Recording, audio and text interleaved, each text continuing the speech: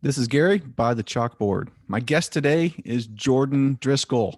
Jordan, welcome. Thank you so much for coming on and having a conversation with me. Yeah, thank you for having me. I appreciate it. Yeah, you and I have several friends that are within both of our circles, and the reason I asked you on my show is because people talk about you. These friends talk about you, not in a negative or a positive way necessarily, in an interesting way. There's always something interesting going on about you that people talk about. So you had to come on for that reason. So tell us a little bit about yourself that you would want people, the listener, to know. Well, uh, boy, where to even start there? So just a guy, born in Savannah, Georgia, finished out high school there, lived all over the world in the in-between times. Joined the military, did 4 years of that, got out of the military, was with deputy with the Taylor County Sheriff's Department for 2 years-ish. Realized I didn't want to be in law enforcement, went to go work at Blue Cross Blue Shield. Eventually wound up at Tiger Boats and then at Wolfpack Software, now at Dryer. I'm the director of sales and marketing there. Um, I've would say probably the thing that most people, I like my hobbies and I work just to support my hobbies. That's what I do. I've been probably a little more successful in my work environment than was by design, but I have to afford my hobbies. Right. So I know that you have written a book, a novel. Is that correct? Yeah, I've written a few actually, just as a little, again, side project, hobby, that sort of thing. So I love writing. I love writing all sorts of stuff. Maybe one day I'll get it published. Maybe I won't. It's hard to say, but yeah, I love writing. Okay. So you haven't had one of them published yet, um, or turned into an epic movie, which that's a possibility, right? I mean, it's 2020, so if this week has taught us nothing in this year, anything's possible. So we'll see. I agree. Who knows what's going to happen? I stopped expecting anything because each day brings something that's completely remarkably new. Exactly right. Wow. Yeah, there's just no telling. I mean, I've been sitting on the edge of my seat waiting to see how the results of the election come in, and that's consumed my whole week because it's just a wild thing, and the whole year itself. I mean, does anybody remember murder hornets? That was a thing in the news back in like February. The amount of crazy stuff that's happened this year. Uh, the fact we had I think only the fourth ever presidential impeachment doesn't even make it on the top 10 list of craziest things that have happened this year. I mean, it's been a wild year. Yeah. You think sometimes the news makes something crazy like murder hornets. Is that really crazy? Have they been here for years anyway? And now they just decided to make a story out of it? Who can say? I mean, at this point, 2020, murder hornets didn't even break the top five. I mean, that was the news cycle for 2 weeks, and then we're like, okay, that's not, like the impeachment, gone. There's other stuff happening. Yeah. What that happened this year? There was an impeachment? There, yeah, exactly. I had to remind somebody of that, and they were like, "Oh yeah, we did do that, didn't we?" And I was like, "It didn't even make the top 10 list." Yeah. And this week is the top 10 list. Oh my goodness, there is so much Oh, going it's the on main event. with this election. It's crazy. This is the craziest election I've ever witnessed in my life. Maybe that's ever I happened. It's certainly the craziest in my life. I mean, I was born in '83, and so the first election I actually remember uh, was Bush and Clinton, HW and Clinton, and I was in, I don't know, kindergarten, first grade, something. I don't know, however old it is you are when you're about 8. Um, or no, not even 8. I was 6, I guess. I was pretty young. So I guess it's probably kindergarten or somewhere in there. And I vaguely remember it because my grandparents, I was living with them at the time. Well, my parents were out of the country or something. And I remember that election because my grandparents are super hardcore Republicans, always have been. And they came and woke me up in the middle of the night. I remember clearly. They woke me up. I'm in kindergarten asleep. I couldn't care less who the president is. Has literally no bearing on my day. Uh, and they woke me up and they tears in their eyes. We had to let you know that Clinton won the election. I'm like, okay. Okay, yeah, good or bad, whatever. I don't know. How do we feel about this? And just we had this. They were waiting for me to have some sort of emotional response to this. And I'm like, it's 3 a.m. I'm in kindergarten. I don't care who the president is. Am I the president? Then I don't care. So that's the first one I remember, and they've all just gotten progressively a little weirder and weirder ever since. Yeah, I agree. And it's interesting. I read a tweet from our own governor here in Texas, Abbott, today, and he was complimenting Texas on how smoothly things went. That anybody from both parties could go in and watch the vote tallies just like they're supposed to, and it just walked right through. Texas hasn't been mentioned at all with any controversy about the vote, and I appreciate living here for that reason. But some of the other states it's been a chaotic mess. 14,000 people, I read this morning, who are dead voted in Detroit. And I mean, maybe the problem is, who knows? I mean, it's it's an insane situation. I mean, I guess this is the week we're having this interview, so I guess this is what we're going to talk about, right? This is what else is there? Yeah, I mean, I don't know how freely I can speak on here, so it's This is my show. This is your platform. So whatever my you want to platform. talk about, yeah. Today, this show is your platform. What you want to talk about, bring it up. Well, I mean, so you're aware, I think. You've known me for a while. I'm a libertarian. My guy always loses every election. That's what I'm used to. I wake up every, November 5th and go, boy, I sure hope nobody wins today. That's what I'm always going for. And so far, this presidential cycle, I mean, we're 3 days in, and I have won, really. Nobody's won yet. Maybe that'll just keep going for another 4 years and we'll do it all again. So who knows? Maybe I'll win this time. Maybe nobody wins. That's my victory. Yeah,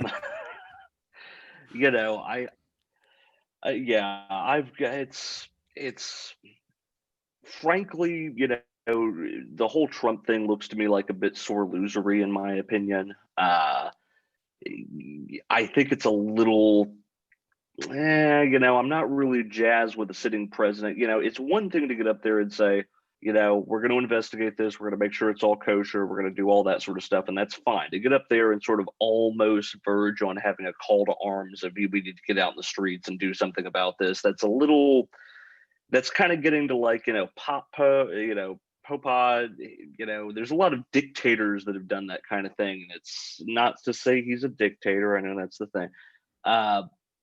It just makes me a little queasy when you have a sitting head of state whose election isn't going well and they start sort of talking about how it's obviously fraud if they're not winning. That's a dangerous place to be. It makes me a little uncomfortable because I've been to a lot of countries where that's a thing. And that always is not a pleasant conversation to have. And maybe there is some shenanigans, maybe there's not. I don't know. By all means, let's investigate, but let's not try and incite violence or anything. I don't know. Yeah. See, if I've always loved the libertarian idea in a lot of things, and back when Ron Paul ran for president, he was more libertarian. He just felt like the Republican Party should be a libertarian party in a way. And I worked his campaign because I really appreciated a lot of the libertarian ideas that he had of freedom and exercising your own right to live the way you want to, provided you're not harming anybody else. Yeah. I mean, when it comes to social issues, I'm further left than almost any Democrat. When it comes to fiscal issues, I'm more conservative than any Republican. I mean, that's where I land. The needle's broken off in both directions for me. Just depends on the issue. I think that basically you ought to have heroin and vending machines, and people should be allowed to have as many spouses of whatever sex they want. It's a personal contract. It's your life. Do what you want to do. I have a wife, more than I need, just the one was plenty. But if you want to go out there and have three husbands, I don't care. It's your life. Do what you want to do. The people that want to do heroin are already doing it. Let people live their lives as much as they want to until they infringe on someone else's. And as far as government spending, one, don't spend money you don't have. Seems simple enough. And two, I know. And two, let's not do things the Constitution doesn't talk about. The government just needs to not be involved in people's lives, is as minimally as possible. The government that rules least rules best. Yeah, agreed. And really, to me, the only legitimate function of government, of human government, is to protect the rights of the people, to ensure that you have the right and opportunity to live that way, to be free, to exercise your full potential in exploring any and everything that you want to, the way that you need to explore it.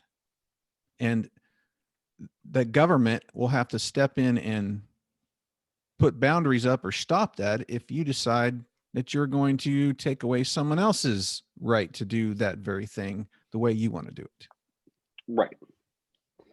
And that's always the trick there, right? I mean, and again, I'm no political science expert. I'm just some guy, so what do I know about anything? But in my opinion, well, I totally lost my train of thought on that. But yes, I mean, bottom line is minimal government interference in people's lives is where I land on things. And, anytime you give the government the authority to do a thing, right, you're giving it to the other side. And you've got to, take the whole Supreme Court fiasco we've had the past, past couple of weeks, I guess it is. It feels like a month ago, but it was just recently. The one-upsmanship and changing the rules, and each party's guilty of it. And then every time they change the rules and then the other party does the thing they change the rules to, they all scream, "Oh, you can't do that. It's horrible." Listen, if you give yourself that power, you got to be okay with the fact the next guy or girl might get to do that thing too. And so if your government has very little power, there's very little opportunity for that sort of nonsense to happen. Right. Yeah, very much agree that so much of government has given themselves power rather than allowing the people to give it to them. They've taken it through force and coercion. And when a government takes their own authority through force and coercion, it always oppresses the people. Well, it's it's hard to get rid of an entitlement, as they always say, and it's hard to set down any sort of an authority that you assume one way or the other. I'm sure there's a historical anecdote that if my brain were working a little bit faster and I was on for more than just my second cup of coffee, I would have something locked and loaded there. But, at the end of the day, that's historically how governments trend. Any government, it's not just ours, any government, the more, they assume authorities, the harder it is to take those back down the road. And, really from a philosophical standpoint, I don't like legislating any kind of morality, beyond the very, very cut and dry basics. Don't rape, don't murder, that kind of thing. Drug laws, which ironically enough, I do know drugs, even though I think they should all pretty much be legal. But that's legislating a morality. That's abdicating our right as citizens and members of this country to deal with that issue as a society, and we're handing that off to the government and saying, okay, well, we're just going to abdicate this moral responsibility to the government and trust them to figure it out. And that absolves us, the people, of any real responsibility, and then it puts it in the hands of an incompetent organization, aka a federal government, which inherently will just bungle almost anything. That's my opinion anyway, for what it's worth. It does seem like things get out of hand really quickly if they're given a little bit, give an inch and they'll take a mile kind of thing. Yeah, I mean, I'm here from the government. I'm here to help. So, I mean, it's and like I said, I mean, I'm a lunatic. I know this. I'm a fairly harmless one, though, I like to think. Um, but you know, yeah, we'll see how this whole thing goes. I mean, like I said, so far I've won this election for about 2 or 3 days now because nobody else has actually won. So I'm sure that's going to change today or tomorrow. But you know, so far I'm calling it a win. I've woken up for a few days and there's been no newly elected president. I know in my life, uh, my emotional response to these things has just, I can't say disappeared, but it's just not there the way it used to be, because I woke up Wednesday morning and I didn't even think about the election for at least an hour, hour and a half. I just went through my routine of doing what I normally do. And then it kind of started kind of coming into my mind like, oh, yes, there was an election yesterday. I wonder what's happening.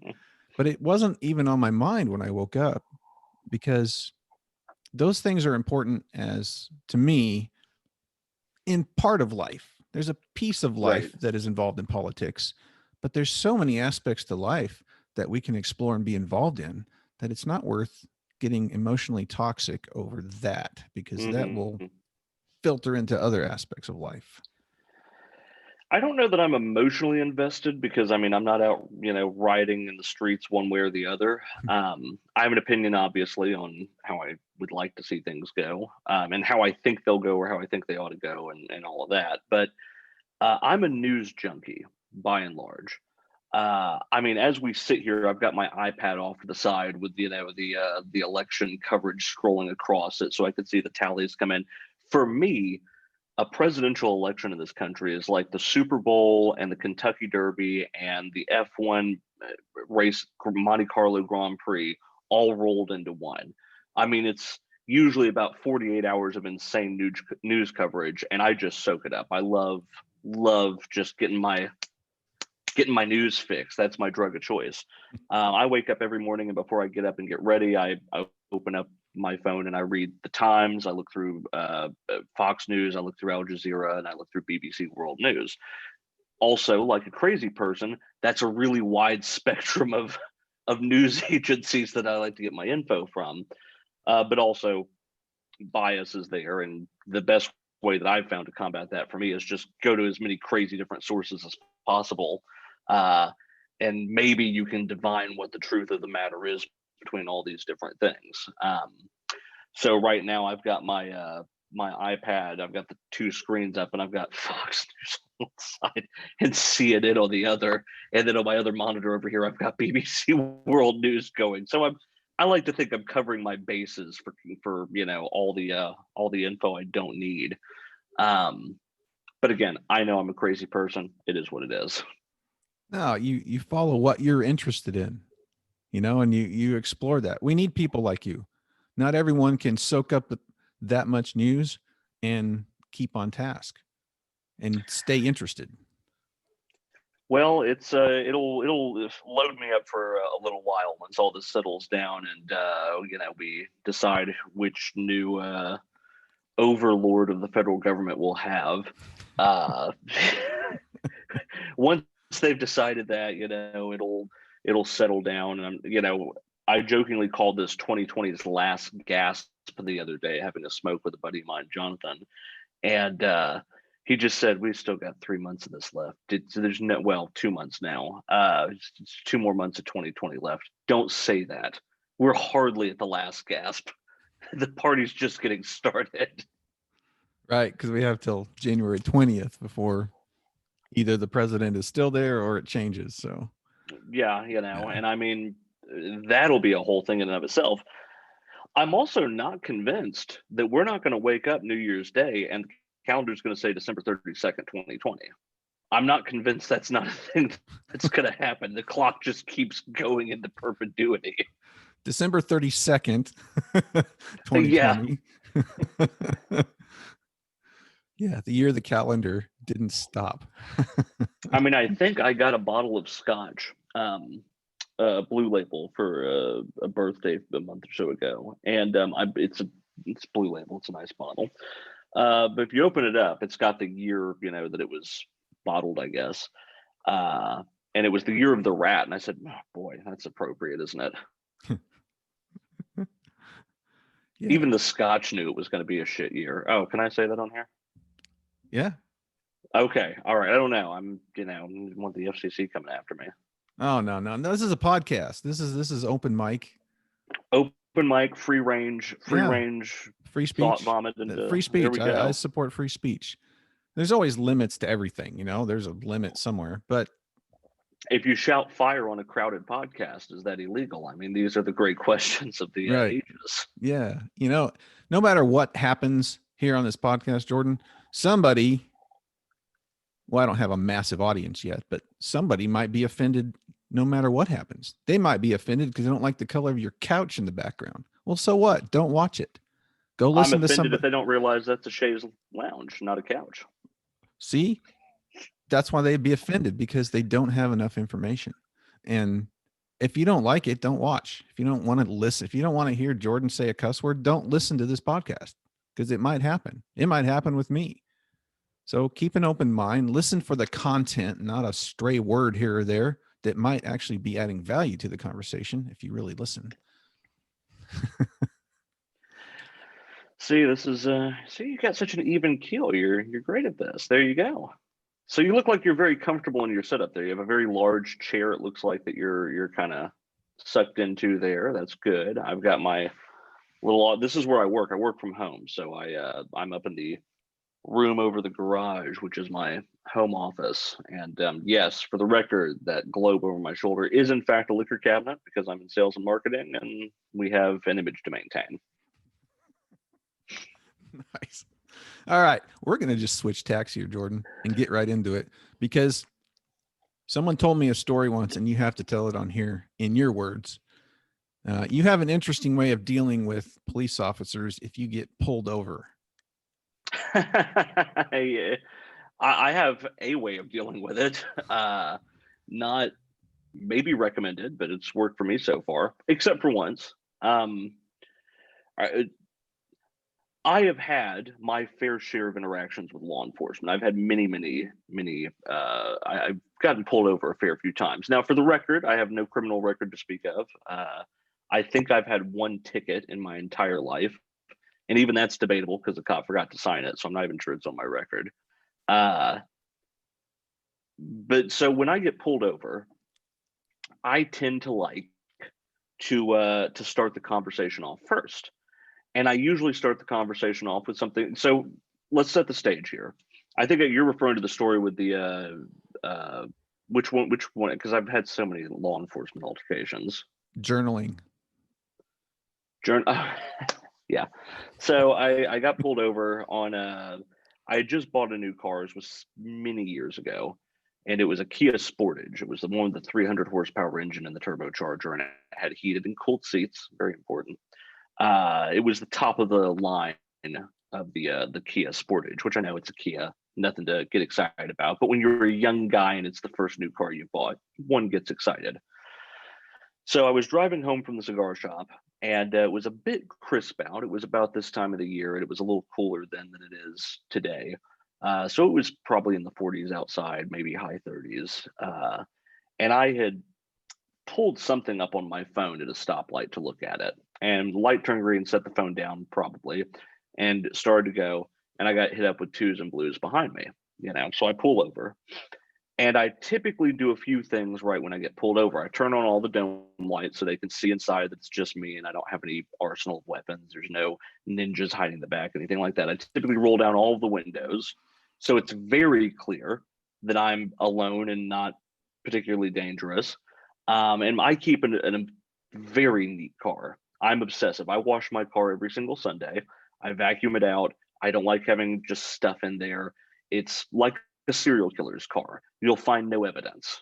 So it's kept very tidy. And so I roll down the windows. I have the dome light on. It's very, it's very obvious. There's nothing going on in there. And the officer walks up, and I like to start the conversation off first, because I feel like It's more interesting. So I look at him and I said, "Officer, do you write in a diary?" And he goes, "What?" I said, "Diary, a journal of your hopes and dreams. Do you write in one of those? Do you have that?" "What?"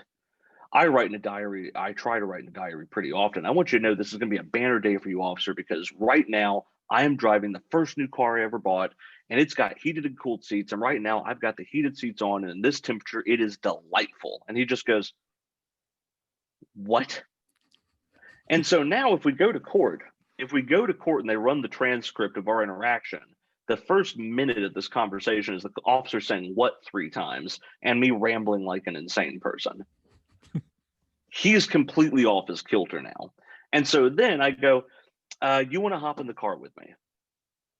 And he goes, "What?" And I said, "Well, it's really cold outside. We have heated seats. I don't know why I've been pulled over yet, but I'm sure you're going to get to that. Why don't you hop in? I'll turn the passenger heated seat on. You'll be very comfortable right there. You'll be out of the cold. You don't have to stand there like a hobo, panhandling me. Just get in the car with me here, and that's going to be just fine. And then we can do whatever paperwork we need to do. If you're going to give me a ticket, or if we're going to have a conversation, or you tell me I did something wrong, well, you can do it right here, and it's fine." And he goes, "No, I can't do that." And I was like, "No, you can. It's fine. I give you permission. You hop in my car. It's fine. It's a really nice seat. It's leather. It's got the perforations. It's heated. It's fine." And he goes, "No, we can't do that." I said, "Well, why not?"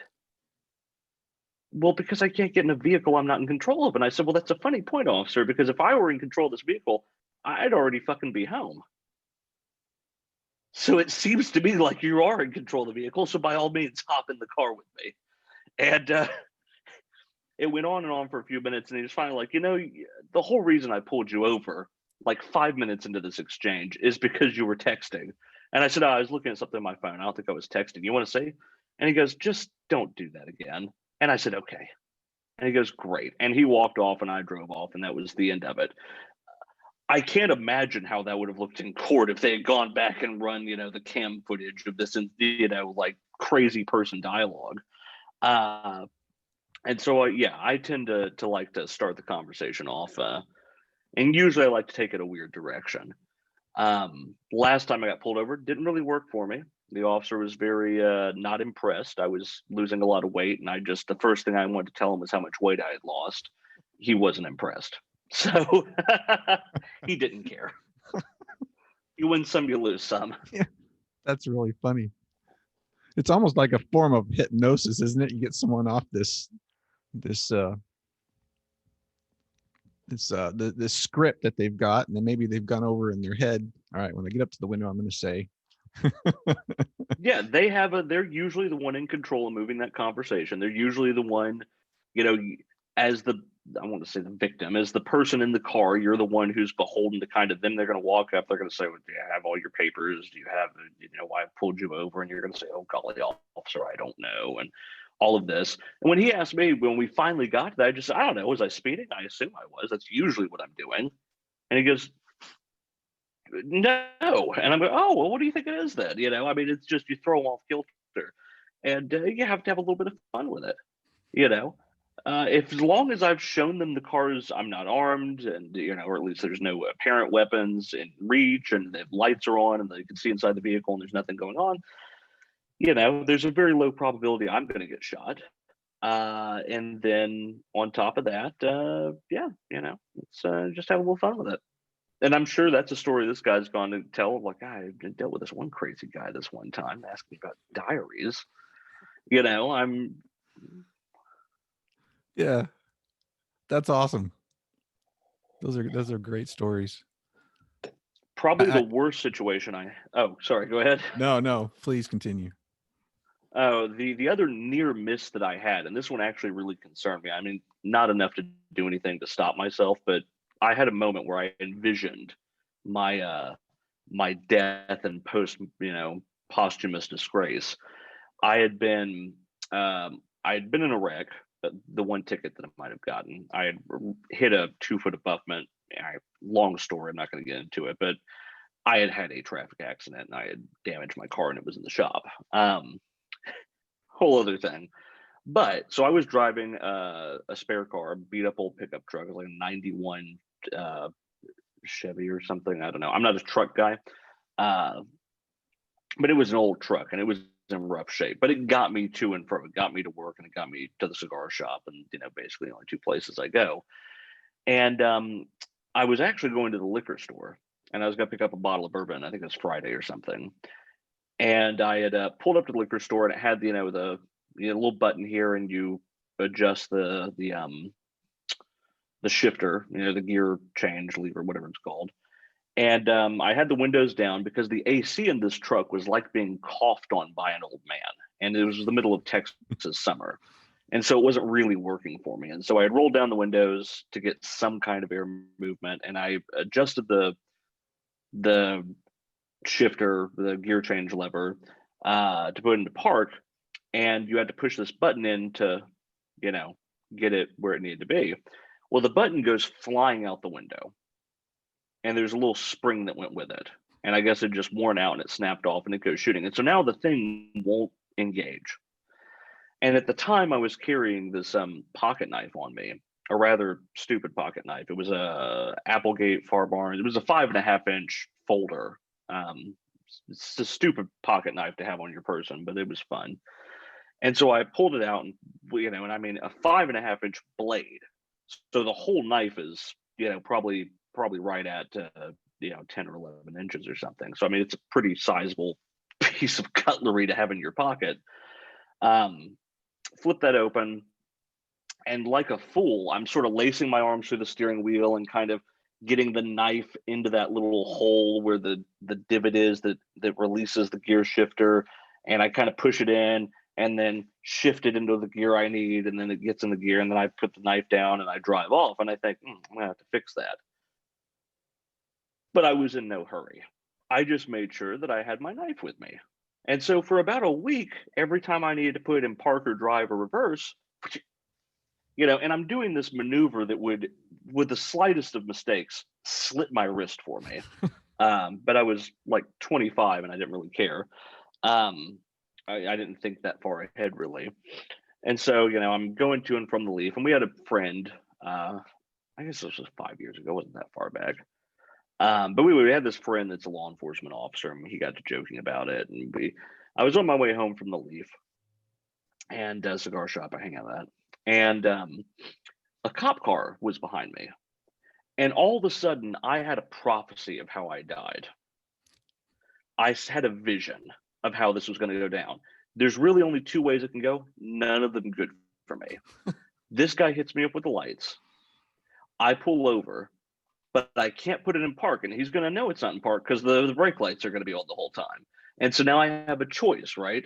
Do I pull out the knife, this giant combat knife, folder knife, this stupid giant knife, and, try and put it in park, and then he comes up to the car and sees me with a knife in hand, and I'm not in park, and then he shoots me, right? That's how that goes down. Or I keep holding the brake. He's going to walk up, hand on the gun, and say, I need you to put the car in park. And I'm going to say, I want to do that. And then I'll utter words that I don't think have ever been said by any human being on the planet. I need a knife to put this car in park. I'm going to pull out a big knife to put in park. And the cop's going to say, do not draw a knife. I need you to put the car in park. And I'm going to say, I need a really big knife I'm going to pull out to put this thing in park. Don't touch a knife. I said, okay, but I need this knife. Do not touch that knife. Put it in park. Well, I need the knife to put it in park because, and then I get shot and die, right? Those are the two ways that scenario plays out. Then let's fast forward to the investigation after Jordan is shot, because it's going to be in the news. Crazy lunatic libertarian tries to knife a cop at a traffic stop. And then they're going to ask all my friends, they're going to be like, so tell me about Jordan Driskell. And they're going to say, he's a really nice guy, but, not a big fan of authority, not super big on the government. And they're going to say, oh, yeah, the psychological profile, this guy really hits it. He was a wingnut. Then they're going to go to my house and find out that I have, a gun collection and all this, and I'm posthumously disgraced. And they'll have turned me into some sort of a radical that was trying to find an excuse to stab a cop, when in reality, I'm just a dipshit that wasn't actually maintaining my vehicle very well. So I had this probably legitimately about 15 seconds of this cop being behind me, and I was just running through all the scenarios on how I died and got disgraced. And he pulled off on another street, and I got the rest of the way home, and I thought, I've really got to fix that button thing before it gets me killed. I didn't. I had the car for another week after that before my car was out of the shop, and I never did anything about it. So is what it is. Oh, so he wasn't pulling you over to begin with. He was going somewhere else.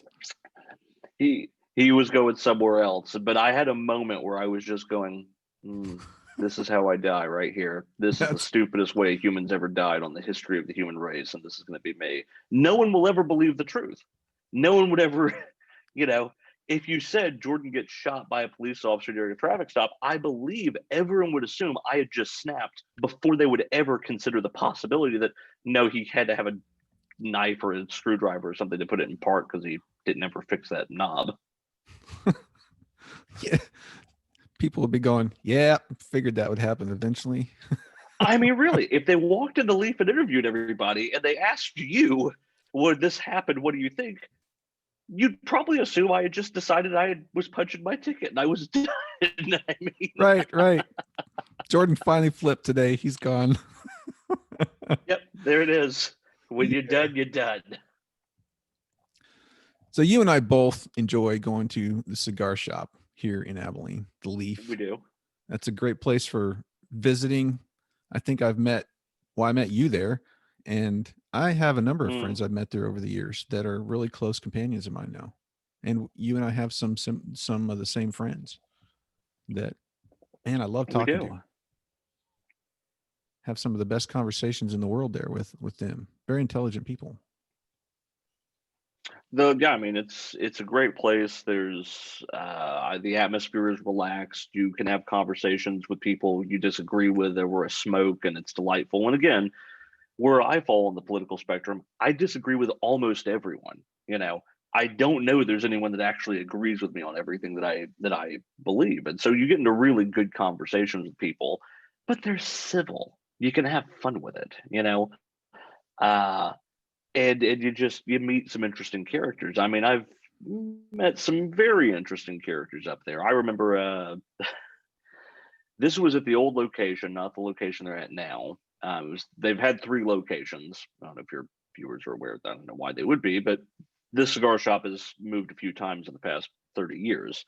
The second location they just moved out of. I remember one day I was doing this when I was in school several years ago, and I was doing some schoolwork, and I was sitting with my friends up by the front door, and this lady walks in,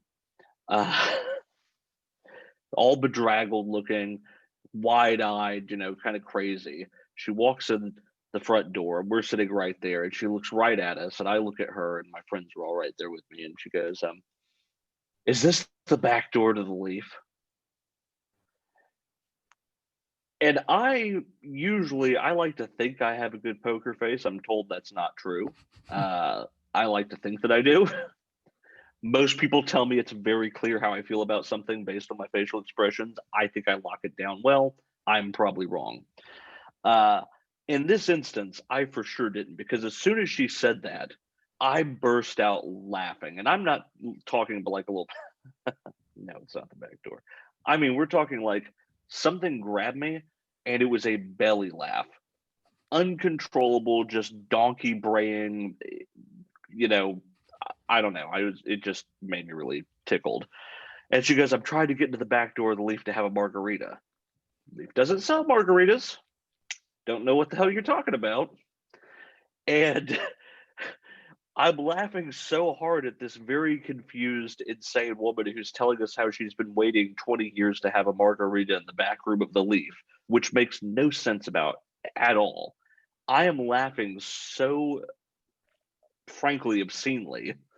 My friends are trying to shut me up. They're hitting me in the ribs and telling me to shut the hell up, and they're trying to like usher me out of the way, and I can't stop laughing. And this woman's babbling on about how she needs to find the margarita machine. There's not one at the Leaf. And it's this whole thing that we finally, I think she goes into the bathroom and she's in there for half an hour. I don't know. I was just rolling laughing because what a weird thing, I've, we had cigars with judges and DAs and windmill technicians. I mean, you get such an interesting cross section of people. And our fair share of crazies have wandered into over the years, as you're aware, and they tend to they tend to add an entertainment factor that I don't think is it's an off-label advantage to the Leaf, is sometimes you get some interesting characters. You do. You also have, like you said, some of the best conversations with just hardly anyone ever getting angry. I've only seen that a few times in there over the last 18 years that I've been visiting the cigar shop. And I really appreciate that environment. When people go in there, they go in to relax. You start that journey before you get there. Like, I'm going there to relax. So most people go in and everything kind of calms down. And if someone is disagreeing with you or says something political or religious that you don't agree with, you kind of come to the conclusion, you know what? I'm here to smoke a cigar. So that's my primary objective. Mm-hmm. That's what I'm sticking with. Yep. And in fact, I think I can't think of any time I have personally ever gotten into a heated where I've been. Granted, it takes quite a bit to offend me. I'm not really bothered by very much, at least in terms of things that would happen at the Leaf. I'm trying to think if I've ever actually gotten particularly hot under the collar at anybody up there. I don't think that I have. And I've had some wild conversations. I mean, we had this lady that used to come up there all the time. I don't know what's happened to her, but she was big into alternative medicine, I guess you'd call it. She would come up and she would say, "Oh, you have a headache. Well, that's because you have too much red on. You need this blue closer to your head because it'll even out your chi or something." And I'm a fairly, as you're aware, I'm a fairly skeptical individual. Let's say I don't really buy into that. And I'm not particularly, I mean, if you're going to come up to me and start that conversation, in my mind, free reign, right? You want to go over there and talk about, how you're summoning Indian spirits to heal people, which I also think is insane bullshit, but okay. Also a little weird for an old white lady to be saying that, but whatever. You're doing that at your table, that's fine. The moment you sit at my table and start trying to spirit heal me of my minor headache, as far as I'm concerned, gloves are off. Let's do this then. And so and I was never offended. I was never bothered. I just assumed, all right, let's dance. Let's do this. Well, let me tell you how wrong I think you are. You've come here. You've sought me out. We're going to do this. She got a bit bothered by my remarks, but I wasn't really all that offended. I guess she brought some blue over, so I was probably fine. Yeah. If someone starts the conversation with me, then yeah, okay, I'm in. You started it. Yep, door's open. Yeah, this is free reign now. Well, and you probably know the lady I'm thinking about, because Yes. she used to be up there an awful lot. Yeah. Mm-hmm. Boy, she was insane. She was, well, in my opinion, I am no psychologist or psychiatrist, but I believe her to have been, just a crazy person. Yeah, we had some interesting conversations too. And yeah, I had one that I disagreed with her about, and she said something that it wasn't factual. And I said, that's not the case. That's not what that is. And it started, it didn't get out of hand, but I could see it go in that direction. I thought, I don't want to cause too much of a controversy here, because we are in a cigar. You and I are different like that, because I would see the exit to, okay, you can end this conversation, and just sort of nod and smile. I go right past that exit. I stay on the highway. I'm going, you know what? You're still at my table. We're going all in. No, I appreciate that. Yeah. That you have to have the honest conversations one time. There's one guy at the Leaf that a few years ago, he went through a really difficult situation that almost killed him, and literally tore his arm off. Well, the first time he met me, he's new to a cigar shop, doesn't know all the etiquette that takes place in there. And I'm sitting on the couch, and he comes up with a cigar, and he asks, the smoke's not bothering you. With his lit cigar, he said, the smoke's not bothering you, is it? I looked at him and I said, you're in a cigar shop. And he repeats that story to me several times a year. Like the first time we met, this is what you said to me. Just this point blank, right to the, conversation. Like, yeah. It always amazes me if I'm sitting out front whenever somebody walks in, and these people are the ones that confuse me very deeply. They'll walk in and they'll look around and they'll frown and they'll go, "It's awfully smoky in here."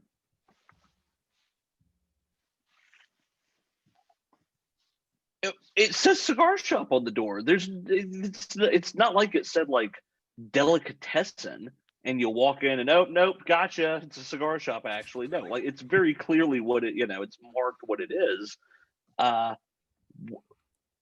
what were you expecting you were going to find here? And that happens. I probably see that once a week. I think is someone will just drift in, they'll look around, and they'll go into the business that's been around for what, 30 years now, and I'm just going, how is this a surprise to you? How is any of this a surprise? Everyone knows what this shop is. It says very clearly on the door what's going on here. You walk in and you're, my God, they're smoking inside. I can't believe it. Yeah, okay, sure. If you say so. Well, off you go. Thanks for stopping by. Tell your mom I called. Bye. Well, look out when you go outside because it's sunny out there. Yeah. I mean, just I don't know. It's that kind of stuff. Kind of, it doesn't really make a lot of sense to me. Those are the folks that always kind of perplex me. But anyway, makes for a fun moment in life. Yeah, that's always fun. So let's see, what are we going to go to next here? Jordan, have you had any obstacles in life that were difficult to go through that actually enabled you to expand your life in a greater way after you got through them?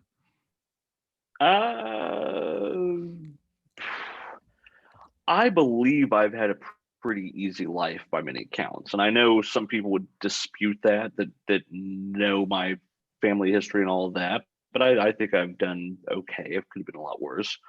Probably the closest thing that comes to mind is going in the military and serving in Iraq and Afghanistan and Haiti and all those kind of places during wars or natural disasters, and just being in other countries that are very, very different than the US. And I've done a lot of travel and I've gotten to see a lot of things that have given me a certain level of perspective.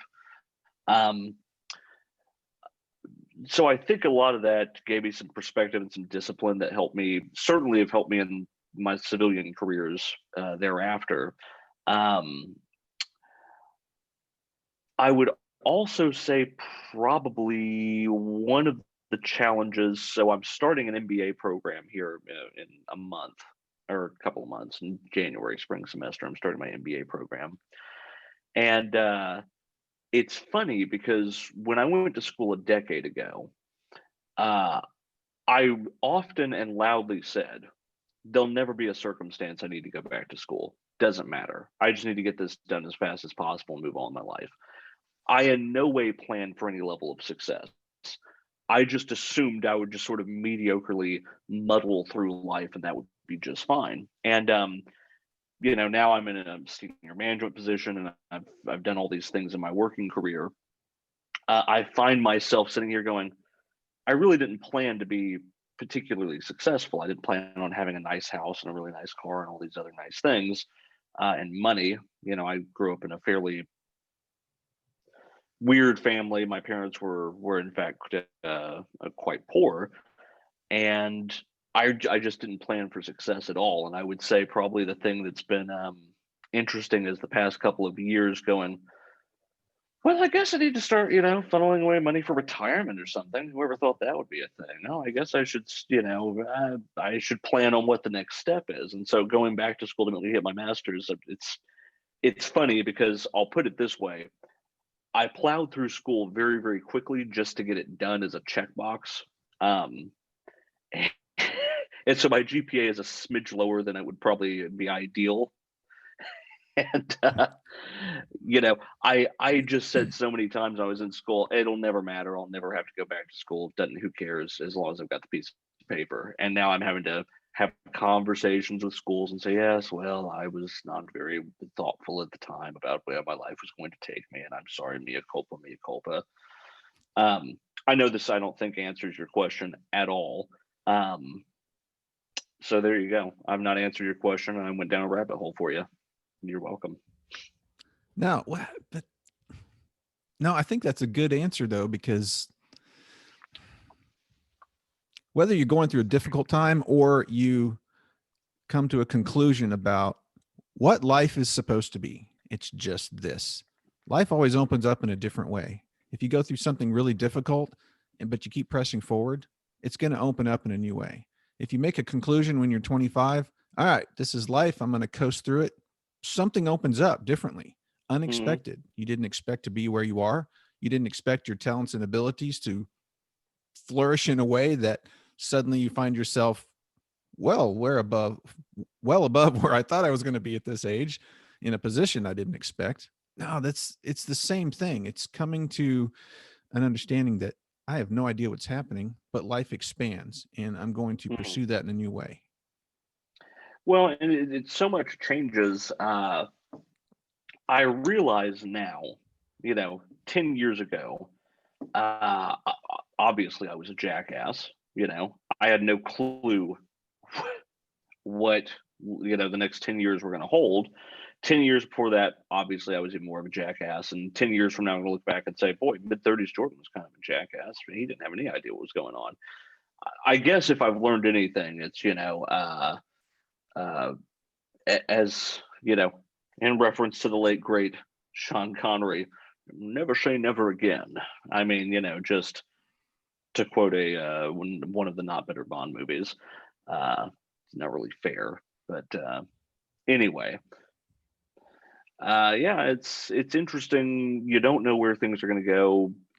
Certainly, you have to keep all the possibilities open and just acknowledge the fact that where you're at today probably has very little bearing on where you're going to be potentially a decade, 2 decades hence.